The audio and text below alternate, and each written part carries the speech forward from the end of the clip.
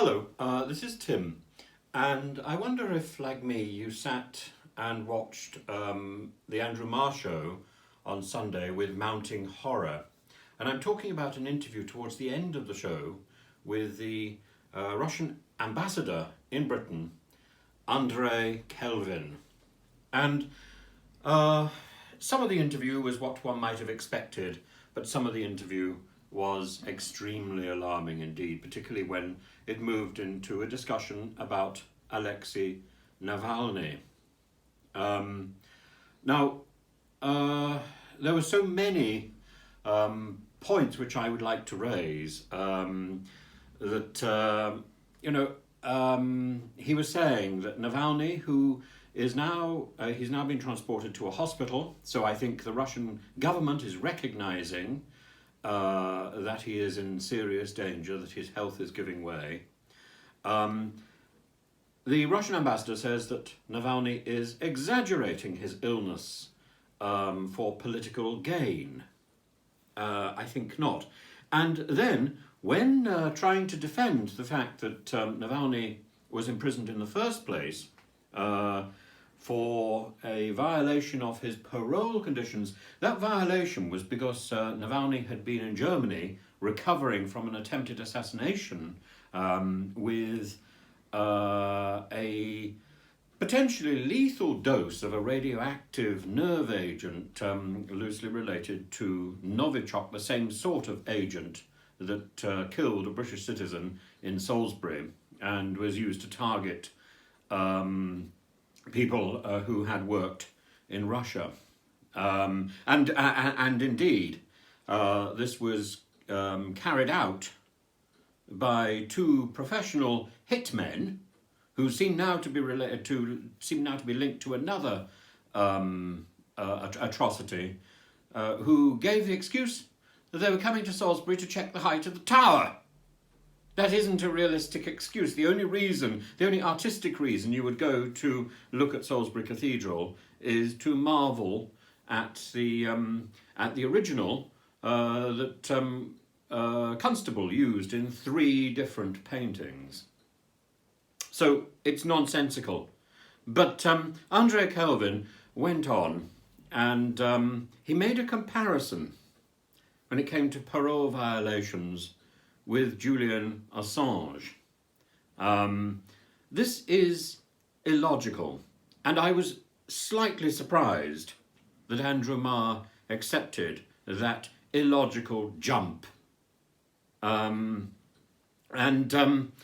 He talks, about interference in other countries. He says that Russia doesn't do it, despite the mounting evidence that says otherwise. He then alleges that the West is doing it particularly by giving money to Russian factions who are standing for election. It's debatable. But he finishes the interview with a massive attack on Navalny, calling him a hooligan. This is unbelievably shocking. It's made more shocking by the fact that in Russia there is an organization called the Roskomnadzor, which monitors the internet, and it has been trying to take down a video posted on YouTube by Navalny's close aides, Leonid Volkov and I can never pronounce his name, Snadnon,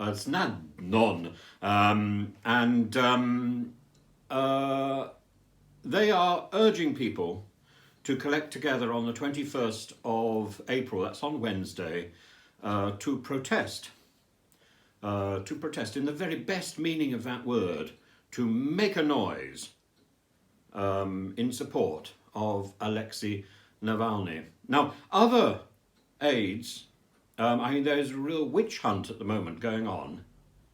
Others, like Vladimir Milov, have been forced to flee the country. Or they are under house arrest, or they are themselves being held in prisons.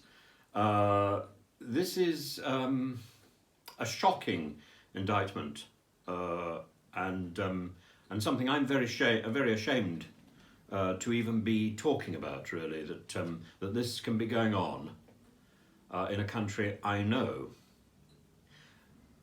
And today we hear that Russia has bombed the Syrian opposition, and that at least 200 people are dead as a result of that attack. I don't really know what we in the West, at such a remove from Russia, can do to put pressure on the Kremlin to think again. I do know that we cannot stop speaking about it, and I do know that we have to challenge every point along the way. We have to challenge the logic of the Russian ambassador. We have to challenge the ease with which he is allowed to control an interview in a most pernicious and a really quite creepy way. We have to challenge, I think, also the very legal reasons that Navalny was put in prison. We also have to challenge the fact that he's not allowed to see his own doctors. Now, yes, this is a rather strange thing for us to be talking about in this country, in the UK, or in the West in general, where if you are put in prison, you do not have a right to see your own doctors. But in Russia, under Russian law, that is Article 93.7 or something like that, you actually have a right to pay for your own medical treatment and to see a doctor of your choice while you are incarcerated. This is denied to Navalny. So Russia is failing to carry out its own laws. And when questioned, when challenged about this, it's turning around and saying, well, you don't allow people to have their own doctors. No, we don't have that as part of our legal system. That isn't part of our law. What is part of our law, what is part of our moral code, is the principles that underpin prison reform, going back to the 19th century, that we cannot hold people in prison in appalling conditions. And yes, I know that many prisons and require further reform, and many prisoners are still held in conditions that are not ideal,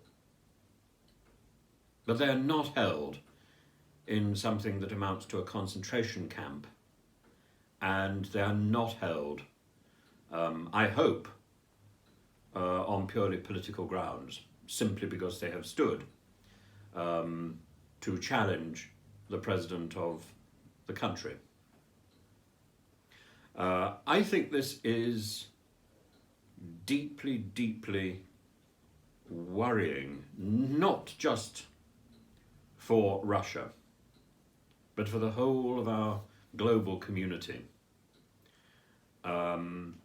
When you see a country behaving badly, not in one particular sphere, but generally,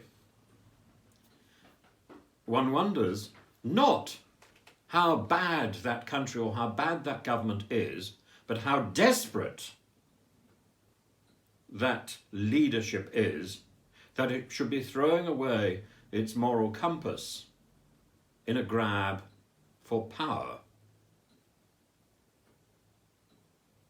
This is, we have seen this in the past. This is not a pleasant observation, and I make it with a lot of caution. But we have to stand up, we have to shout out, we have to literally protest. And if the only way that we can do that is to post things on YouTube, then that is what we must do. So if you want to subscribe, please subscribe to me, and please leave your comments below. I promise I will look at them.